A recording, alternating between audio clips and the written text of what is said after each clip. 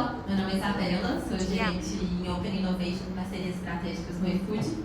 Vou compartilhar um pouquinho com vocês mais da cultura e inovação, não vou entrar em tantos detalhes de AI aqui, mas o objetivo vai ser compartilhar como que a gente coloca inovação em toda a empresa, todos os funcionários do iFood, e vou trazer alguns números para vocês também. E aí podem ficar à vontade também para fazer perguntas, vou deixar um tempinho no final para a gente poder conversar. Bom, então, trazendo um pouquinho dos números do iFood, acho que algumas pessoas acham que o iFood é só um app de fazer pedidos. Mas a gente é muito mais que isso, então a gente bateu a marca no dia 31 de agosto de 100 milhões de pedidos. Foi um marco dentro do iFood. Quando eu entrei lá em 2019, a gente estava fazendo 20 milhões. Então, esse crescimento exponencial é super gratificante.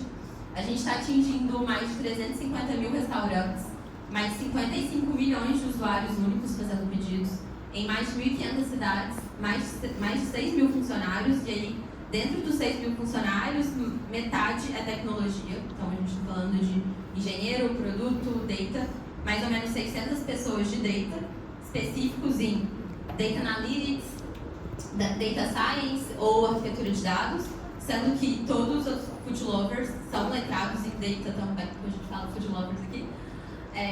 Então, todo mundo sabe fazer consulta, SQL, etc. Então, a gente pode falar que grande parte dos 6 mil também são data. Estamos atingindo mais de 310 mil drivers. Números muito grandes, mas a responsabilidade também é grande. Então, a gente está falando de impactar um PIB do Brasil muito relevante, 0,5%, de ter participação de mais de 20% do faturamento dos restaurantes. Então, de fato, os restaurantes usam o iFood como alavanca. Muitos restaurantes pequenos cresceram com o iFood, conseguindo fazer toda a parte ads e etc. dentro da plataforma. A gente impacta de 20% a 100% da renda familiar de entregadores. Tem entregadores que, de fato, trabalham full ali com o iFood como um único trabalho e outros que trabalham com mais de uma coisa. E 100% da imagem do iFood hoje é como empresa de tecnologia. Queria contar um pouquinho da nossa história. Muitas pessoas acham que o iFood já nasceu como tech, e na verdade não. Em 2011, nasceu o iFood, e na verdade chamava Disque Cookie, e nada mais era do que um call center que conectava o usuário ao restaurante. Do call center passou por uma revista com dados dos restaurantes, telefone, etc., até de fato lançar o app. Nossa história de 2011 teve investimento do Grupo Móvel, em 2015 a gente alcançou 1 milhão de pedidos, e aí agora, em 2024, atingimos 100 milhões de pedidos por mês. Quando a gente fala do nosso ecossistema, ele foi crescendo muito durante os anos. Então, lá atrás, a gente começou só com o food delivery. A gente não tinha nem logística, era, na verdade, só o marketplace de restaurantes. Hoje, a gente já tem 3 BUs. A primeira é de food delivery, que é o coração do iFood. Então, toda a parte de restaurantes, logística e etc. estão aqui. O Clube iFood está aqui, inclusive quando chamaram o iFood eu ouvi, é para fazer pedido, podem fazer utilizando o clube. A gente tem a segunda BU, que é Groceries, então toda a parte de mercado, farmácia, pet, shop. É uma BU relativamente nova, a gente começou, deve ter uns 3 anos ali com o Groceries de fato. E esse ano a gente lançou o iFood Pago, não sei se vocês viram, mas agora a gente é o banco do restaurante também, a gente dá crédito para o restaurante. A gente tem a nossa Maquinona, que também está no offline ali do restaurante, no salão. Além de ter o iFood Benefícios, que já é para B2B, dá o vale refeição, vale alimentação para os funcionários. E aí, para chegar até aqui, pensando em 3 BUs, tantas coisas diferentes, um ecossistema que impacta tantas pessoas, a gente fala que o principal ponto é ter a visão de ambidestria. Então, sim, a gente precisa descobrir coisas novas, a gente precisa ter velocidade, a gente precisa testar, mas ao mesmo tempo eu preciso conseguir ter controle, excelência operacional, conseguir sustentar tudo que eu já construí até aqui e ter governança para eu conseguir continuar escalando. E aí no iFood a gente separa isso muito em jet ski transatlântico, não sei se vocês já viram algo sobre isso, mas a gente chama de jet ski todo novo desenvolvimento que começa pequeno, a gente pode testar, vai ser provavelmente squads menores. Já desenvolvimentos maiores que já estão escalando, a gente chama de transatlântico, que de fato vai ter um time dedicado maior para isso. E como que a cultura se conecta nisso tudo? Então, a gente tem 4 principais pilares dentro do iFood como cultura. O principal é empreendedorismo. Então, a gente tem senso de dono, nossa alma é empreendedora e a gente sabe que a gente ainda é pequeno demais perto de tudo que a gente quer construir. O segundo é resultados. Então, somos obcecados por resultados. A gente reconhece nosso time pelos resultados, pelas entregas realizadas. Terceiro, inovação. Então, aqui é onde entra muito da ambidestria, muito de disrupção e também do fail fast. A gente pode errar, mas que seja rápido, que a gente aprenda com o erro. E o outro sobre o All Together, que entra muito gente. Então, a gente está falando de pessoas, colaboração, diversidade, para a gente conseguir encarar tudo com leveza. Abrindo um pouquinho dos 4 pilares, falando sobre inovação, então a ambidestria e o ágil, aqui até a imagem do jet ski, que eu falei um pouco que são as squads que testam novos desenvolvimentos. E aí eu queria falar um pouquinho de entregando resultados, que é onde a gente tem Priorize 80-20, Lego, escalabilidade a pedido constante. Então dentro do iFood a gente tem um planejamento estratégico relativamente curto, a gente faz planejamento estratégico a cada 6 meses, sendo um maior anual. E dentro do planejamento estratégico é onde acontece a priorização e a gente define o mapa. E aí eu acho que é o ponto-chave para a gente conseguir dar um direcional único para toda a empresa. Então, sendo 6 mil funcionários, com tantas pessoas de tecnologia, todo mundo com autonomia para desenvolver, como que a gente consegue fazer que todo mundo caminhe na mesma direção e não tenha vários overlaps ou direções opostas acontecendo. E aí acho que entra muito no Priorize 80-20 e a gente conseguir passar isso para a empresa. Falando sobre Lego, escalabilidade futuro, a gente vem trabalhando nos últimos ciclos de deixar todas as nossas soluções técnicas, todos os nossos assets técnicos em formatos de Lego, então sempre mais plug and play a partir de novos desenvolvimentos. Então, vou lançar a BU de mercado.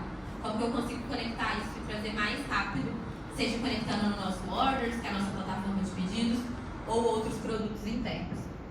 E aí, falando sobre senso de All Together, pessoas e caixinhos dourados, pensando em, a gente não precisa convergir com todas as ideias, mas a gente fala muito uma frase de disagree to commit. Então, nem sempre eu vou concordar com tudo, mas às vezes a visão do outro e o conflito vai ser saudável, mas a gente vai sair do outro lado. Bom, beleza. Como a gente vai garantir que tudo funciona? E se a gente esquecer de algum detalhe? E se a gente lançar e depois ver que vou ter que voltar atrás? A gente fala muito de colocar o Johnny na sala, que Johnny é o elefante que a gente perdeu no iFood. E a todo tempo a gente fala isso. Putz, vamos dar transparência, vamos encarar os fatos brutais. E aqui eu vou trazer alguns exemplos de iniciativas que no início não deram certo e como que a gente aprendeu com isso. Então, compartilhando um pouquinho das histórias de fracasso da nossa cozinha. Não sei se vocês lembram do Loop, mas o Loop foi um produto que a gente desenvolveu mais ou menos em 2019 e hoje ele virou o Clube iFood. Vou contar um pouquinho do Loop para vocês. O Loop basicamente a gente queria atingir um público com renda menor, oferecendo marmitas mais baratas. Então hoje no app, para algumas pessoas ainda é caro fazer os pedidos, e a gente conseguiu marmitas a 12, 13 reais. Você agendava, tinha uma cozinha padrão iFood que fazia a venda das marmitas. Então a gente tinha várias cozinhas espalhadas, todas preparando o mesmo prato, a mesma marmita, e a ideia era ser entregue barato e com um padrão bom. Só que deu tudo errado. A retenção dos clientes foi muito ruim, não funcionou. Você pedia um loop numa cozinha, vinha de um formato, você falava, nossa, gostei, vou pedir de novo semana que vem, vinha totalmente errado ou com gosto totalmente diferente. Então a gente não conseguiu reter cliente. Não virou também para a cozinha, foi difícil fechar a conta ali. E aí a gente pensou, beleza, o loop não deu certo, mas a gente entende que vender pratos, ter pratos no app mais baratos é algo que faz sentido e eu ainda preciso atingir esse público. Como que eu consigo fazer? E aí foi quando a gente criou o Loop Club. Então a gente vendia marmitas em combos, por exemplo, Clube 3 marmitas por R$37, pratos por R$12,50. Isso aumentou a retenção, mas ainda assim a gente não conseguiu garantir escala. Então a gente viu que tinha um potencial, mas não o suficiente para escalar. E aí foi quando a gente lançou o Clube iFood e aí a gente vê a retenção aumentando muito. Então criamos clubes mais longos, clubes mais segmentados, e hoje tem um clube que vocês conhecem, inclusive quem não tem clube, acho que vale muito a pena ter. E tem hoje a retenção dos usuários que cresceu muito. Então, provavelmente uma pessoa que compre o clube, ela vai continuar comprando o clube porque de fato faz sentido. Isso também fez o aumento de vendas dos nossos pedidos através do clube. Inclusive hoje, para quem tem iFood Benefícios, já tem um clube até de graça ali conectado a iFood Benefícios. Outro exemplo que eu vou trazer para vocês aqui é o nosso primeiro bot conversacional. Então, a gente fala muito de inovar e etc, AI, mas o nosso primeiro bot conversacional se parecia com uma sala de call center. Então, tipo, a gente precisa conseguir catalogar as mensagens, tá vindo chamados de tudo quanto é jeito, como que a gente otimiza isso? E aí, chegamos a ter 10 pessoas atendendo usuário do tipo, não chegou o meu pedido, o pedido veio errado, o pedido veio em atraso. E aí, através do catálogo que a gente criou, da padronização dos chamados, foi quando a gente começou a desenvolver o nosso bot. E aí, hoje a gente tem a Rose, que é o nosso principal bot de atendimento, que hoje tem uma automatização efetiva de mais de 56% de chamados de CX. Então, a gente está falando de pedido errado, pedido atrasado, pedido não entregue e outros. E aqui, dentro do bot da Rose, hoje tem modelagem de AI também, para poder conseguir automatizar essa conversação, respostas, categorização. Outro exemplo que eu queria trazer aqui é um dos nossos principais jet skis, que é o mercado no iFood. Então, o mercado começou com a ideia de, beleza, a gente já tem restaurante, se a gente começar a vender o mercado aqui, e aí foi colocado o mercado como se fosse um restaurante dentro do app. Para algumas pessoas pode parecer, mas é igual, mas na verdade não. Quando você entra para pedir, não sei, pão de açúcar dentro do app do iFood, você vai ter todo um catálogo de queijos, frutas, enfim, é diferente o app mercado pro app, a visão do catálogo mercado para restaurantes. Mas o nosso jet ski começou assim, vamos testar, colocar mercado, ver o que dá, e deu certo. Então, começamos a vender mercado, e aí só depois a gente falou, não, agora faz sentido sim a gente colocar uma squad nisso. E, de fato, desenvolver a tela home diferente, o catálogo diferente, a gente conseguir escalar mercado, e é uma das nossas principais BUs hoje em dia. Então, o que eu queria trazer aqui de mensagem principal é não ignore o aprendizado acumulado. No iFood a gente fomenta bastante o aprendizado. Então, eu estava até conversando com alguns de vocês, falando um pouquinho sobre os hackathons que a gente faz. Então, hoje dentro do iFood, a gente fez recentemente, acho que tem uns 2 meses, um hackathon para AI, onde a gente liberou para todos os food lovers se inscreverem nesse hackathon, que durou 3 dias. Foram 3 dias com cada um montava uma equipe multidisciplinar, com 6 integrantes mais ou menos, com produto, engenharia, business e data. E aí, nesses 3 dias, seria utilizar AI, desenvolver, resolver um problema através de AI, montar esse case, fazer o pitch e enviar o case. E a gente teve mais de 170 projetos em 3 dias que os funcionários enviaram. Bastante coisa, e muita coisa depois é colocado em prática, em produção de fato, no nosso planejamento estratégico. Assim como o hackathon, que é algo mais recente, lá atrás a gente criou uma cultura que a gente criou um programa que a gente chama de Babus. Então, a gente tinha um time de data mais centralizado para modelagem de dados, dashboards, etc.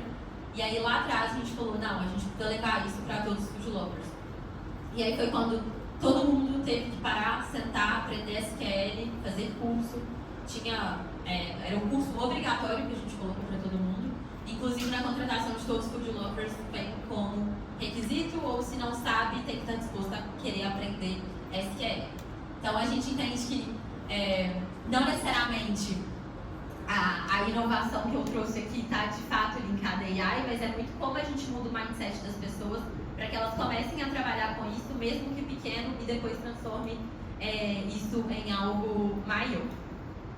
Então, foque no aprendizado acumulado durante o erro, comece simples e só complique depois. Não comece a construir algo muito grande, depois você vê que você está falhando. Se você não estiver falhando, você não está inovando o suficiente. E acho que é isso para hoje, mas queria, de como tem alguns minutinhos, queria conversar com vocês mesmos. Se tiver alguma